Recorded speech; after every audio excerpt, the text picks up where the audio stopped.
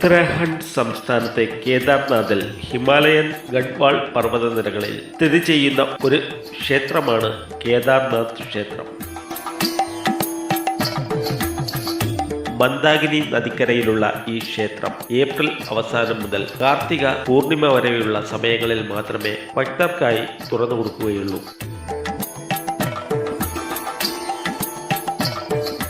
ശൈത്യകാലത്ത് ക്ഷേത്രത്തിലെ മൂർത്തിയുടെ ബിംബം ഉഹിമഠ് എന്ന സ്ഥലത്തേക്ക് കൊണ്ടുവന്ന് അവിടെയാണ് പൂജ കഴിക്കാറുള്ളത്.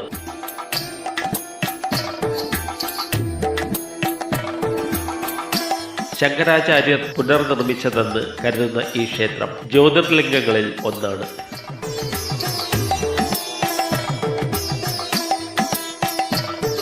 ക്ഷേത്രത്തെക്കുറിച്ചുള്ള ഐതിഹ്യം പണ്ട് മോക്ഷപ്രാപ്തിക്കായി പാണ്ഡവർ പരമശിവനെ തേടി കൈലാസത്തിൽ എത്തി. എന്നാൽ അദ്ദേഹം അവിടെ നിന്നും പാണ്ഡവർക്ക് ദർശന അനുവാദം നൽകാതെ പോവുകയും ചെയ്തു. ഭഗവാനെ അന്വേഷിച്ച് യാത്ര തുടർന്ന പാണ്ഡവർ ഹിമാലയത്തിൽ മേഞ്ഞു നടക്കുന്ന ഗോക്കളുടെ കൂട്ടത്തെ കാണുകയും ഭഗവാൻ അതിൽ കാളയായി മറഞ്ഞിരിക്കുന്നുവെന്ന് മനസ്സിലാക്കുകയും ചെയ്യുന്നു. ഉടൻ ഭീമസേനൻ ഭീമാകാരനായി ഗോക്കൂട്ടത്തിനു മുകളിൽ നിലകൊള്ളുകയും ചെയ്തു. ആ സമയം ശിവഭഗവാൻ കാളയുടെ രൂപത്തോടെ ഭൂമിക്കടിയിലേക്ക് മാറാൻ ശ്രമിക്കുന്നു. ഇത് മനസ്സിലാക്കിയ ഭീമസേനൻ കാളയെ പിടിച്ചു നിർത്താൻ ശ്രമിക്കുകയും അതിന്റെ മുതുകിലെ മുഴയിൽ പിടിച്ചു നിർത്തുകയും ചെയ്യുന്നു.